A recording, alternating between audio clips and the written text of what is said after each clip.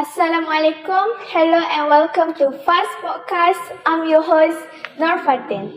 Today's topic is about something that we have heard a lot nowadays. Are you guys ready? Let's go!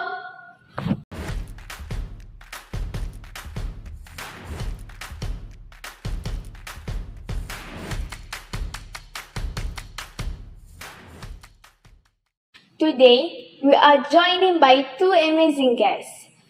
I wonder who is it? Today we have Mr. Soleh, who has been working as a psychologist for 4 years. Next, we have Mr. Reese. He is a high school counselor that has been working for 3 years. It's so great to have you guys here. Now, let's get into today's topic, which is silent struggle. We will be unveiling the depth of high school student depression. So, Mr. Soleh, could you explain to us what depression actually is? Okay, thank you for inviting me. Okay, so what is depression? Depression is a common mental disorder. It involves a depressed mood or loss of pleasure or interest in activities for a long period of time. Depression is different from regular mood changes and feelings about every day. It can affect all aspects of life, including relationships, family, friends, and community. It can lead to problems at school. On some occasions, it can also lead to suicide. It's quite scary to hear. I have heard that there's a different type of depression. Could you explain it to us? Of course, everyone experiences depression differently. However, there are different types of depression that have particular symptoms.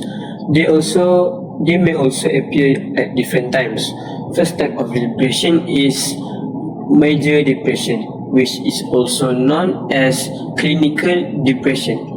Major depression is when you feel sad, down, or miserable most of the time. You might also lose interest in things that you usually enjoy. Next, we have manic, M-A-N-I-C.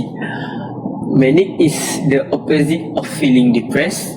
In a period of manic, you might feel great, have lots of energy, and in some cases, you will not sleep much.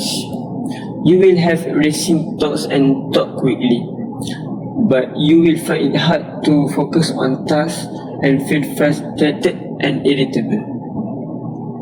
Speaking of depression, as we all know, depression not only happens to adults, but it can also happen to teenagers, especially high school students. So, Mr. Reese, could you explain a little bit about depression among high school students?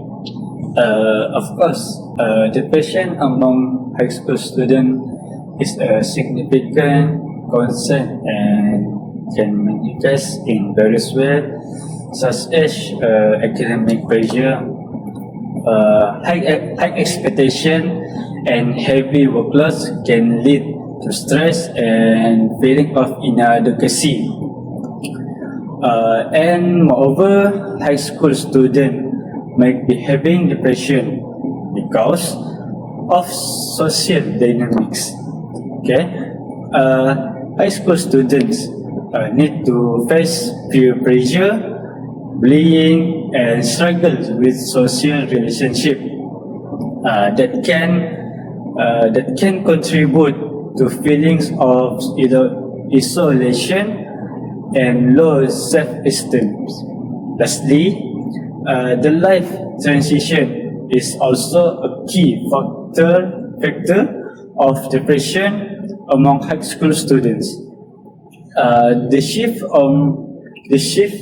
from middle school to high school bring increased responsibilities and change that can be overwhelming.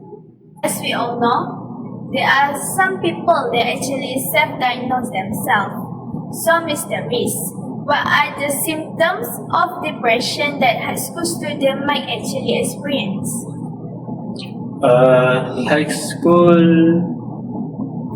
students that are experiencing depression might show symptoms that affect their daily lives and academic performance.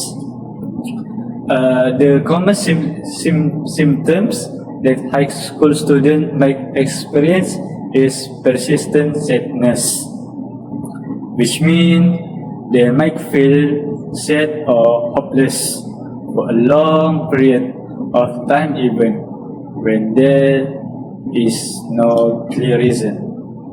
Furthermore, they will lose interest in things that they actually enjoy.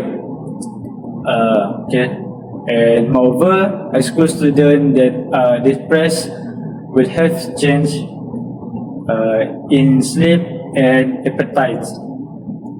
In addition, high school students will experience fatigue.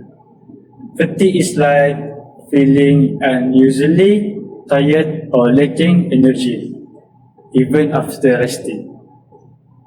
I know some of you guys might think, oh my, I have those symptoms. Do I have depression? What should I do? And what if someone around us experiencing it? What should I do? So, Mr. Soleh, what are your thoughts on this? Okay, first of all, it is not good for you guys to self-diagnose yourself. I suggest you guys meet a professional to clarify the symptoms. If you are feeling depressed, you should talk to someone. You can share your feelings with a trusted friend or family member. Because confessing your feelings, it can provide relief and support. Next, you should consult a mental health professional such as a counselor, psychologist, and a psychiatrist. They can offer therapy, counseling, and if necessary, medication. For example, if you notice your friend is showing symptoms of depression, you as a friend should listen to them. You should provide a non-judgmental space where they can express their feelings. Next, you can gently suggest that they seek help from a mental health professional, such as a counselor or therapist. Most importantly, you need to educate yourself. As a friend, you should learn about depression to better understand what are they going through and how you can help them. Mr. Soleh and Mr. Riz, you guys have shared some incredible insight today. Thank you for joining us. Thank you for having me. It's been a pleasure. Thank you, Fatin. It's been an honor to be here today. We must understand that sadness is an ocean, and sometimes we drown while other days we are forced to swim. Thank you, Fatin. Okay. And to our listeners, thank you for tuning in. That's all on today's podcast. Bye!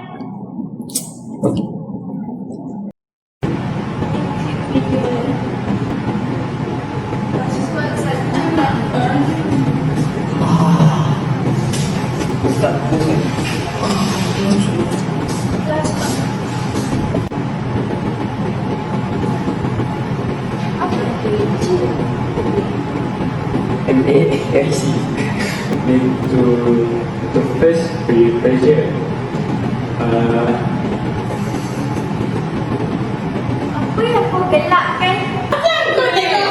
Aku tak tengok pandai pun. Ambil duit. Ibu betul-betul tak boleh. Skrip ni satu, kau 0.5. Apa yang kita nak? Satu minit. Could you explain to us what? Tak, kau pandang aku. Boleh tak apa? Tak boleh. Aku mesti mahu kau. Sekali Kau simpan gadis. as we all know. Apa ni? Tengok mana? Aku dah tahu. Nanti aku screenshot. Depan lagi tu. Sakit ni. Dah.